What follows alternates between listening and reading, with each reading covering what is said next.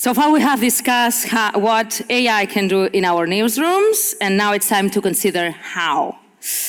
How can we apply this technology while respecting ethical principles and ensuring the quality of information?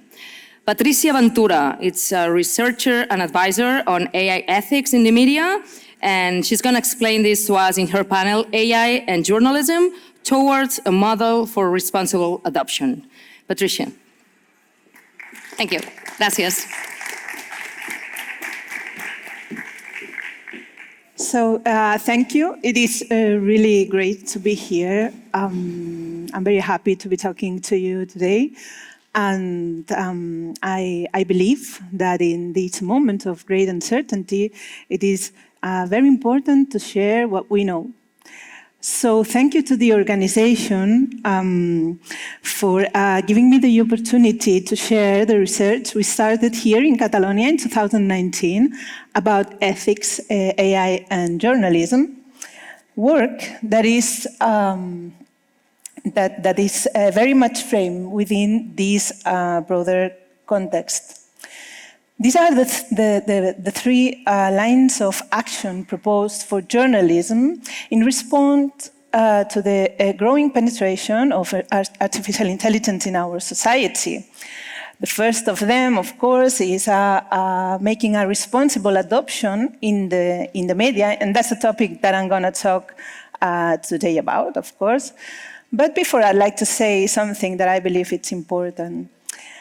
And that is that we must not forget the critical role that journalism can play in global AI governance. And this can be done by contributing to a critical public capable of participating in the technological debate, which is largely political. This can be done by of course, accepting the potential of this technology for social good. But from this ethical perspective, monitoring its uses in other areas of society, such as education, public administration in the war, or in other areas with critical implications in people's lives. This can be done also reporting rigorously about artificial intelligence and perhaps countering certain hype-driven narratives around artificial intelligence, because the narratives we tell ourselves shape how we use technology and ultimately even how we regulate it. And this also happens within the organizations. The way we adopt technology will be shaped by how we perceive it. So it can have perfect sense from the perspective of journalism to adopt technology with this humanist approach, which is putting technology at the service of human well-being and desirable goals. That's because contributing to people's well-being is part of the mission of journalism, which is providing public with high-quality content so they can make informed decisions. One of the main decisions that we will have to make in the media organizations is how to balance the uses of AI, on one hand, for automation, optimization, and efficiency, and with those we might call transformative. For this transformative path, especially, but for all, this mission and principles-guided approach to innovation and adoption of technology is a very, very useful tool because it triggers important questions such as how can AI help us, for example, provide truthful information? Or how can help AI to build trust? Or bring people together if it's part of your mission? Or educate? Or promote our own language and culture? This could be journalism like since the emergence of the big platforms 15, 20 years ago, navigating in the waves, in the darkness, more or less, navigating uncertainty. We keep asking ourselves questions, difficult questions, from what we have called this contemporary gatekeeping, this first era of AI in our digital ecosystem, with platform algorithms shaping knowledge dissemination. Difficult questions such as, can journalism coexist with major platforms in a balanced way? Or will journalists find a sustainable business model? Or to what extent should media outlets create native content for social media? I think those must be familiar to you. Or how can media outlets prevent dependence on certain giants and social networks from eroding the quality of journalistic content? And now, while we don't have all the answers yet, then there comes to like a kind of second wave of uncertainty with this generative AI shaping knowledge dissemination, with more questions, and some very similar to the previous one, such as, will media outlets be able to coexist with Gen AI platforms? Or what kind of visibility can legacy media expect in this environment? No one knows yet. Or will it be worthwhile to strike deals with companies like OpenAI or Google? How will copyright issues be resolved? We don't know yet. Or will the European Union end up developing its own approach to AI, its own infrastructures? Or even how will European regulation affect the US companies? We don't know yet. Oh, well, I have more. What will be the business model of the major AI companies? We don't know yet. And more uncertainty. How quickly will people adopt generative AI tool? It seems it's being quickly, but we don't know if in all the countries and to what extent, with what segments of people, or how will users consume information in this new world of liquid content where text becomes audio, video, vice versa, and where the users participate in the creation of content by requesting changes to the original format, and where hyper-personalization is on the rise. And of course, how should media outlets adapt to this ecosystem and adopt this technology in the media organizations? So all this uncertainty plus the transformative power of artificial intelligence in the newsroom, it deepens this ontological crisis of journalism that arise with the emergence of the big platforms like 15, 20 years ago. And it compels us to ask ourselves, what is journalism? What is its social role? Or what value can we offer to society?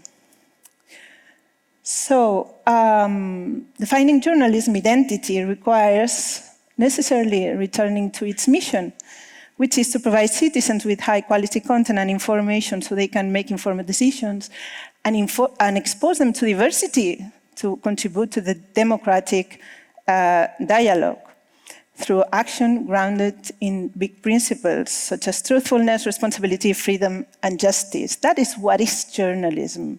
And this is what I think it has to be very clear to innovate in this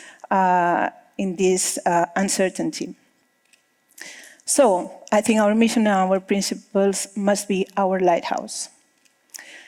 So and now I'm going to share our experience here with this research that we started in 2019. And what we did was, there were no ethical guidelines then for the use of artificial intelligence in journalism. So what we did was start a dialogue, start a conversation. So all the media from the main media from Catalonia participated in this conversation through seminars or interviews, forums. We also had an expert committee, a multidisciplinary expert committee,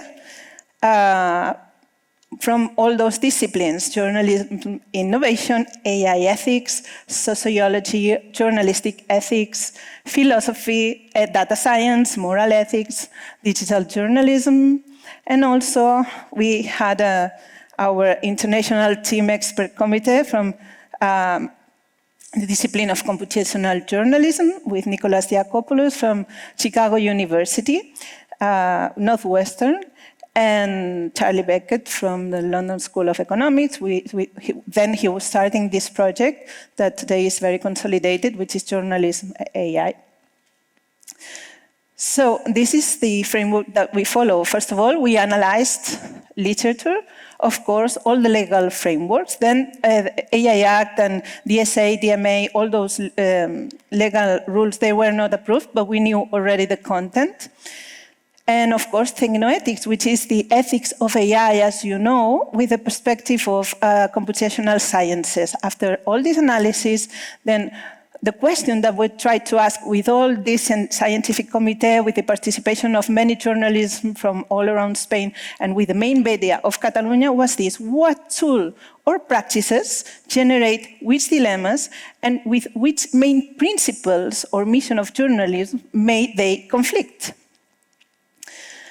So these were the main principles that we use in this case, and truth, fairness, freedom, and responsibility. And before sharing the results of this research, I would like to put a couple of examples of what it means to confront uses or tools with principles or missions. They are very simple, little parentheses. For example, inventing a fake interview and doing it with ChatGPT conflicts clearly with the principle of truth. Or inventing authors conflicts clearly also with the principle of truth and with the principle of responsibility. But using AI for seeking the truth, for making quality information, such as in Pandora Papers, in this case, AI had a very important role in this investigation because it was used to search in terabytes, in a lot of information and extract patterns. And thanks to AI, the Pandora Papers could be published. Or another use, this is from Trescat. They have a lot of interesting use cases, and the ones that you explained here before from VTR and others. Live transcription of press conference, for example, so then the journalist can think and interpret what is a better role, a human role. No? So that's the result. That after this parenthesis, I'm going to share the result of all this process that we followed then in 2019. That was part of my thesis, but also was published by the Catalan Media Council.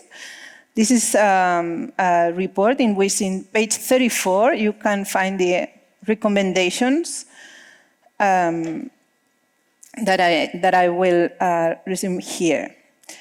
I'm not going to stop very much here, but more or less what we found was the need of auditing the data quality to avoiding bias, the importance of process monitoring and verification, the need for transparency, privacy issues, the importance of the human factor, some limits in personalization,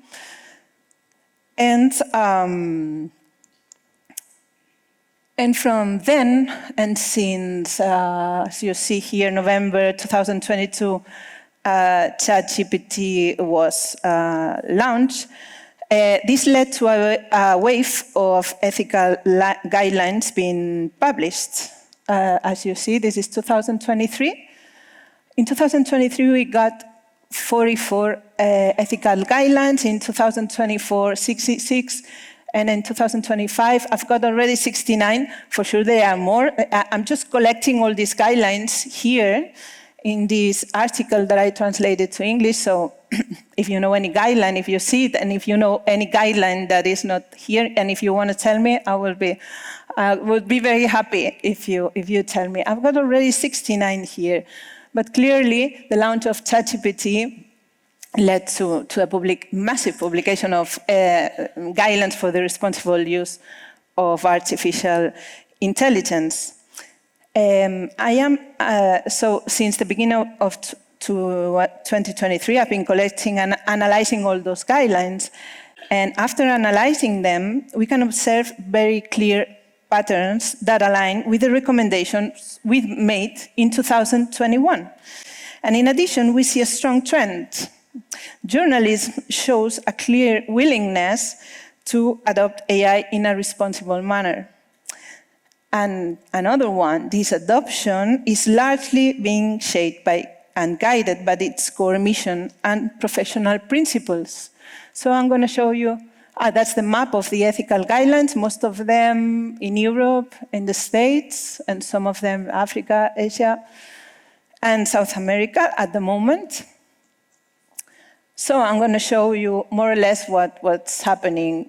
One of the recommendations that we made then, back in 2021, process monitoring and verifications. So in Haiti News, for example, those are extracts of those ethical guidelines. Haiti News, no content will be published without prior human oversight. ANP, a person must always carry out the final verifications. In Reuters, journalists and editors will supervise content, USA Today, and all AI-generated information must be verified. We must fact-check any AI-generated content. EFE, Spanish agency, supervision is always required. El País, human supervision. New York Times, human guidance and supervision. And The Guardian, with specific approval of senior editor. Another of the recommendations we made then, transparency, is also very, very, very present in all those guidelines. In Reuters, transparency is an essential part of its ethos. USA Today, transparency and accuracy. El País, transparency in communicating to readers. New York Times, they will inform readers about the use of AI. BBC, transparency and accountability. The Guardian, they will be transparent about its use. Privacy, in the case of BBC, is one of its main principles. USA Today ensure AI use does not violate users' privacy. El País, particular attention should be paid to any use of AI could alter the meaning of the message or violate privacy. And also the human factor. Human factor was one of the recommendations too. BBC empower the human factor, or Neutral, which is a Spanish media, priority to the talent and creativity of journalism and filmmakers. So we see all these clear patterns. So to conclude, the use of technology defines us, because our values define us. No? So how we adopt technology and our ability to adapt to the principles and mission of quality communication is essential, because it defines us, positions us, and sets us apart in this rapidly changing environment. So I know I raised more questions than answers, but I hope I've managed to clearly convey how powerful our mission and principles can be in guiding the adoption of technology in all this uncertainty. They are our true guiding light. Thank you very much. Thank you. Thank you, Patricia, for your insight. Thank you for all the questions that you share with us. I don't know if you have any more questions. We don't have much time, but maybe we can take a couple of quick questions. So you know the deal. You just type your question and we'll appear shortly. You also have your email. Yeah. My email is online. If somebody needs something, if they want to communicate any ethical guidelines or any questions, I am open anytime, anywhere. So if they have a quick question to do now, and thank you, Patricia. Okay.